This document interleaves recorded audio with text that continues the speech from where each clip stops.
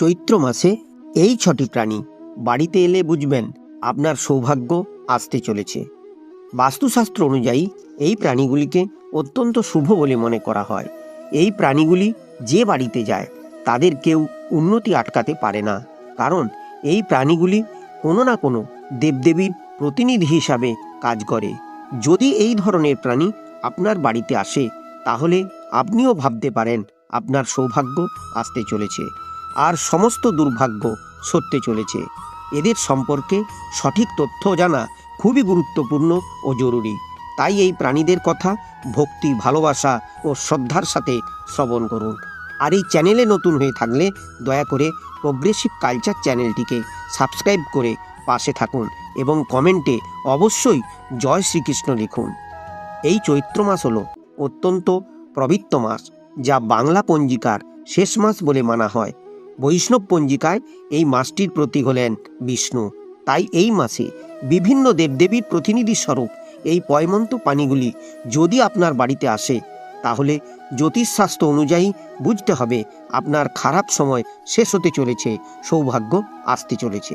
তাই এই প্রাণীগুলি যদি আপনার বাড়িতে আসে ভুল করেও এদের তাড়াবেন না, কারণ এই ৬টি প্রাণীকে অত্যন্ত শুভ বলে শাস্ত্রকাররা মনে করেন।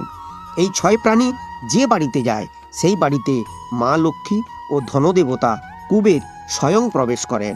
এই প্রাণীগুলি কিন্তু সকলের বাড়িতে যায় না বা প্রবেশ করে না, কেবল মা লক্ষ্মীর নির্দেশ পেলেই এরা বাড়িতে প্রবেশ করে বলে শাস্ত্রকাররা মনে করেন। তাই আপনার উচিত সর্বদা বাড়িঘর, রান্নাঘর, ঠাকুরঘর পরিষ্কার পরিচ্ছন্ন রাখা, সদর দরজার সামনে আবর্জনা, অপরিষ্কার জুতো না রাখা, বাড়ির জানালা দরজা প্রভাতকালে ও সন্ধ্যাকালে সময় মতো খুলে রাখুন, যাতে মা লক্ষ্মী বাড়িতে এসে ফিরে না যায়।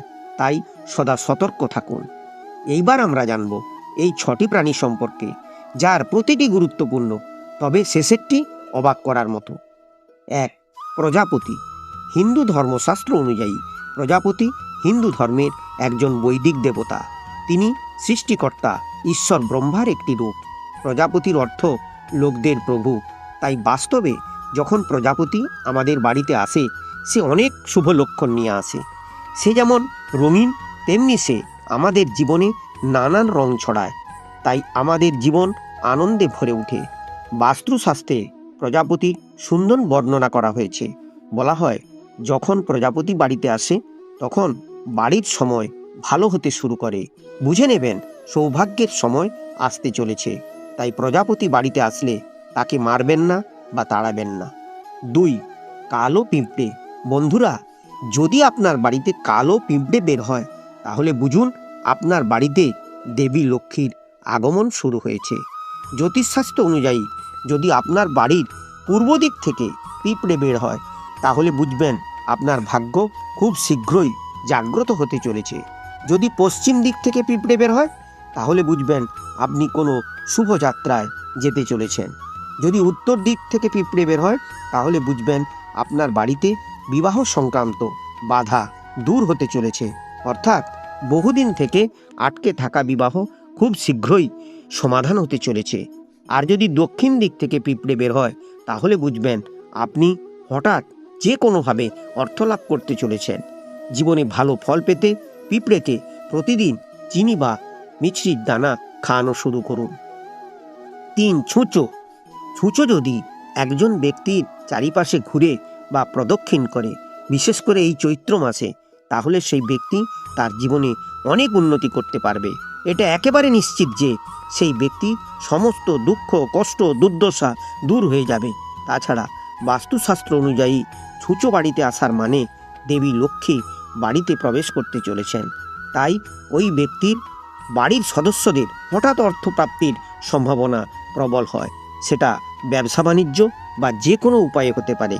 তাই বাড়িতে ছুঁচো আসলে তাকে মারবেন না। ৪. কালো ভ্রমর। বন্ধুরা, যদি আপনার বাড়িতে কালো ভ্রমর আসে তাহলে আপনার বাড়ি এত সুখ শান্তিতে ভরে উঠবে তা আপনি কল্পনাও করতে পারবেন না। বাস্তুশাস্ত্র অনুযায়ী কালো ভ্রমর যে বাড়িতে আসে সেই বাড়িতে সময় পরিবর্তনের সংকেত নিয়ে আসে। ভগবান কুবেরের আগমন ঘটে। আপনি নিশ্চিত থাকতে পারেন তখন থেকেই আপনার বাড়ির ধনসম্পদের দরজা খুলে যায়। তবে ভ্রমর বাড়িতে এলে তাকে বিরক্ত করবেন না, কারণ কালো ভ্রমরকে সৌভাগ্যের দূত বলে বিশ্বাস করা হয়। 5. বিছে। যদি আপনার ঠাকুর ঘরে হঠাৎ করে বিছে দেখতে পান, তা অতি শুভ লক্ষণ। যদি দেখেন তা আবার হঠাৎ করে অদৃশ্য হয়ে গেল, তাহলে তা আরও ভালো। আপনি বুঝবেন যে আপনার অনেক দিনের আটকে থাকা কাজ উদ্ধার হতে চলেছে। আবার যদি দেখেন একটি বিছে আপনার বাড়ির সদর দরজা দিয়ে বেরিয়ে যাচ্ছে, তাহলে বুঝবেন আপনার বাড়ির সব সমস্যা সে নিজের সাথে বের করে নিয়ে যাচ্ছে। আবার বাস্তুশাস্ত্র অনুযায়ী বাড়ির মেঝেতে মৃত অবস্থায় বিছে দেখতে পান, তাহলে বুঝবেন বাড়ির বড় বিপর্যয় আসতে চলেছিল, কিন্তু তা কেটে গেছে। এবার শেষ একটি, যা সব থেকে তাৎপর্যপূর্ণ ও বাস্তবসম্মত। 6. মৌমাছি। হঠাৎ করে যদি মৌমাছি আপনার বাড়িতে আসা শুরু করে, তবে বুঝবেন আপনার দুর্ভাগ্য শেষ হতে চলেছে, অর্থনৈতিক উন্নতি আসতে চলেছে। আর মৌমাছি যদি আপনার বাড়িতে মৌচাক তৈরি করে, তা অতীব শুভ বলে মনে করা হয়। মৌচাকের মধু এতটাই বিশুদ্ধ যে সমস্ত হিন্দু দেবদেবীর পুজোতে মধু ব্যবহার করা হয়। মৌমাছি সৌভাগ্য ও সাফল্যের প্রতীক হিসাবে বিবেচিত হয়। তারা বিশুদ্ধতা, আত্মবিশ্বাস ও উৎপাদনশীলতার প্রতিনিধিত্ব করে। এই কারণে বাড়িতে মৌচাক হলে তাকে একটি ইতিবাচক সংকেত হিসাবে বিবেচনা করা হয়। এটা বিশ্বাস করা হয় যে মৌমাছি অমরত্ব ও প্রাচুর্যের বার্তা বহনকারী এক পয়মন্ত প্রাণী, এবং এরা ব্যক্তির জীবনে সৌভাগ্য ও অর্থ আকর্ষণ করে। শুধু তাই নয়, মৌমাছিকে কর্মময় জীবনের প্রতীক হিসাবে বিশ্বাস করা হয়। তাই হঠাৎ করে বাড়িতে মৌমাছির আনাগোনা হলে বা বাড়িতে মৌচাক হলে, তা বাড়ির সদস্যদের কারো না কারো যে কোনো ধরনের নতুন কাজের সম্ভাবনা প্রকট করে। তাই বাড়িতে মৌচাক হলে তাকে নষ্ট করবেন না। সকলে ভালো থাকুন, সুস্থ থাকুন। রাধে রাধে।